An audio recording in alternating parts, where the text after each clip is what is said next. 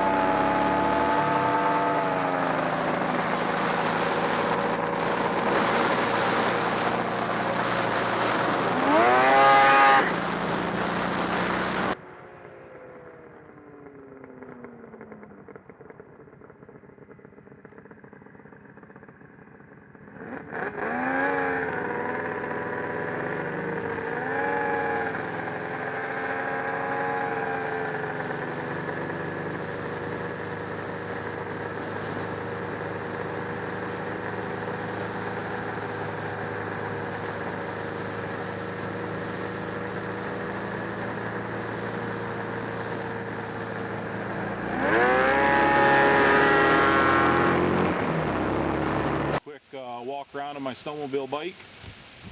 Started life as a 1990 VX800 Suzuki. That was their V-twin naked bike. I put a 1995 Thundercat 900 motor on it. That was out of my wife's asphalt drag sled that ran 1020s. Custom swing arm I built.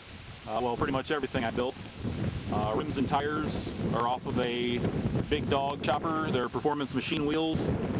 21-inch front, 18, 12 in the rear. It's a 310 tire. Sprocket, unfortunately, is a Harley Davidson item. I didn't really want to put Harley Davidson parts on my bike, but oh well. Belt guard is all custom built by myself. Still has a CT snowmobile clutch. Pretty much a scooter on steroids. Get on it, fire it up, drive away. I think any retard with a big set of balls could probably drive it. This here is my expansion tank, I guess I would call it, for my radiator. It's got the thermostat or the temperature gauge built right into it. No thermostat, half-inch restrictor, never overheats. My front brake has been moved over here because I kept the thumb throttle and the pull start. So I moved my front brake over here.